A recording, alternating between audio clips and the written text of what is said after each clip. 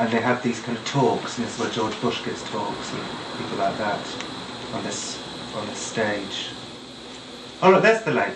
There you go. Lakeside talks. There's the lake. There's the shrine. See? Right there. That's where. Honey, come get a shot of this. Now, where's this river? This is near the Russian River.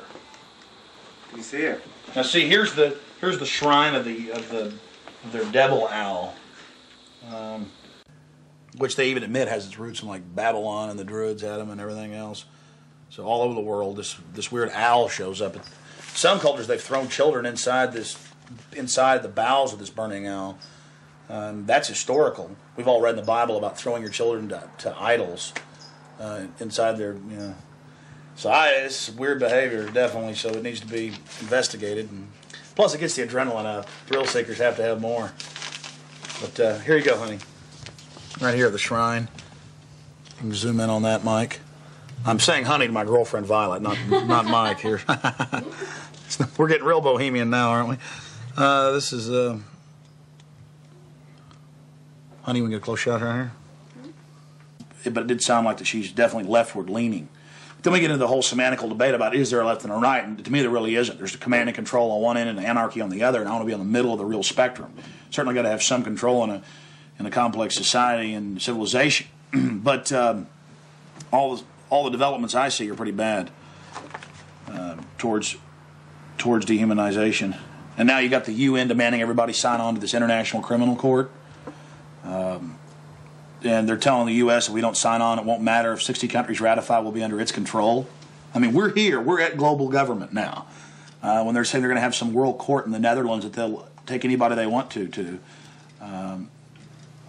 These are in fact, I was reading some of the talks that they've given and they've released that the Bohemian Grove has discussed, and it's all population control, world courts. You're talking 20 years ago. So definitely some stuff's going on here that's pretty important.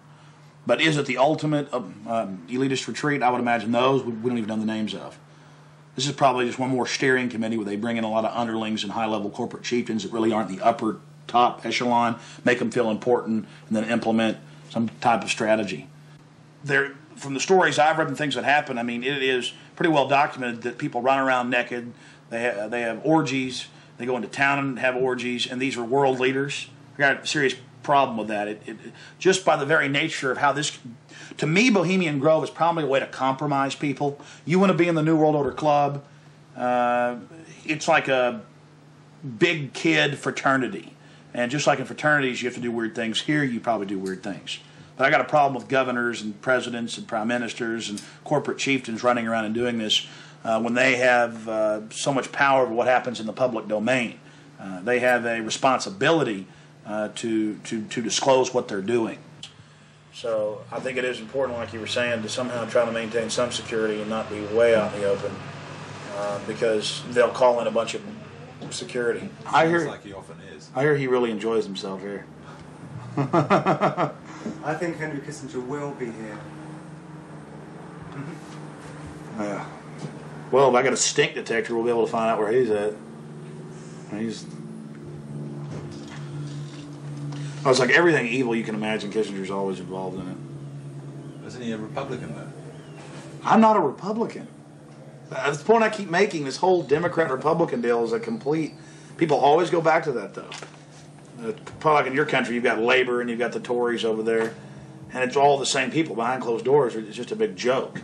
And your leadership, our leadership, it's all the same people. I mean, you do see a fight going on, but it's two different management teams of the same system, bidding for control. What I call the CEO jobs of Slavery Incorporated.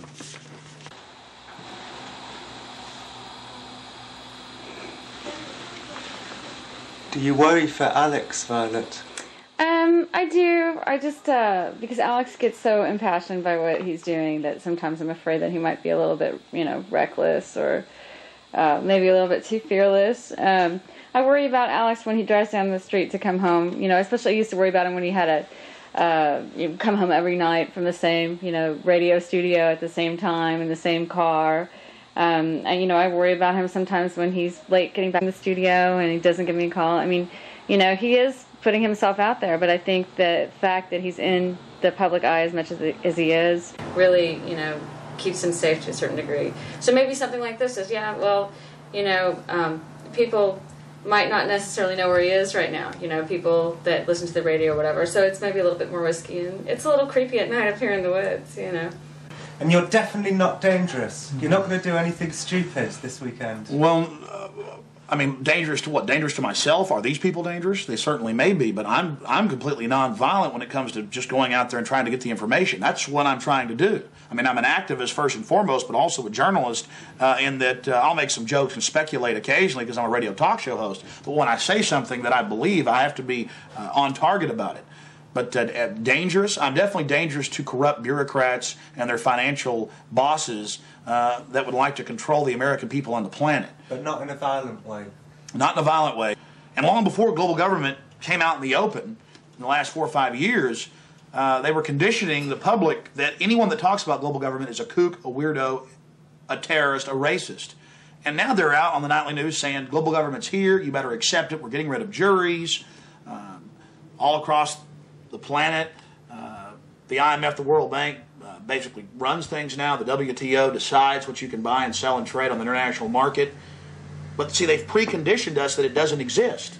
They've preconditioned us that anybody that talks about this stuff and who is against it is a kook or a racist because it doesn't exist. And then everybody's decided, well, I'm going to be culturally cool. I want to be in style. I want to be accepted. So even when they're hearing the news admit it and tell us how great it is, they've already pre-positioned it psychologically that it's not acceptable, it's not kosher to discuss it. Do you see the tactic they're using there? Mm-hmm. 5 years ago, I would laugh when I heard about black helicopters. I would say, I'm about taxes, I'm about corruption, I'm about getting local control back, I'm about states' rights, everything's coming under federal control. I was pretty mainstream, what you'd call so-called conservative. Then I saw the light when black helicopters started going into North Carolina. I started going into Florida. They fired into an all-night restaurant in Miami, just training, firing bullets into a place where people were eating. They started burning buildings. Police chiefs started throwing them out of their towns, San Antonio. All this started happening, and I said, whoa, this is real. And then I realized that I was preconditioned, even as a so-called conservative person who understood that the media lied. I didn't realize how thick the propaganda was.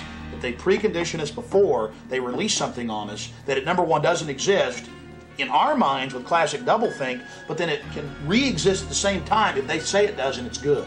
So it's literally George Orwell's doublethink, and one has to have it to stay sane in this world. Well, I refuse to be a part of it. The news every day, black helicopters are a joke, they're stupid, the culture, commercials, movies.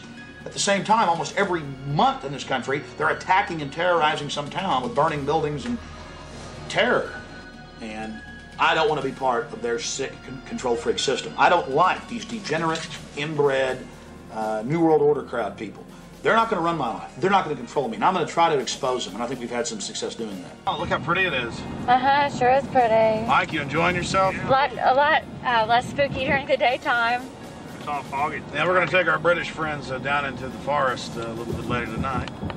Let them gallivant in the werewolf-ridden woods.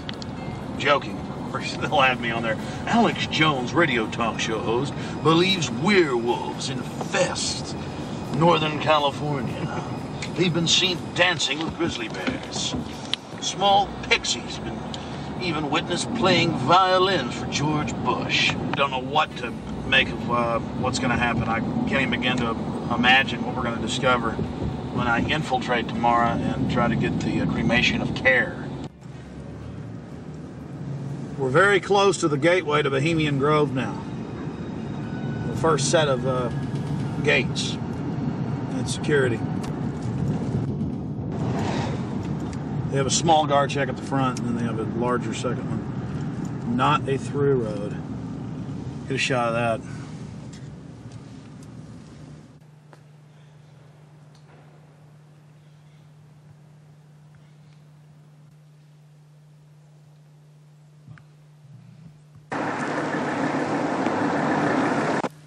There's a guard gate right over it, a small guard gate, and then back further, an even more elaborate guard gate with surveillance cameras, you name it.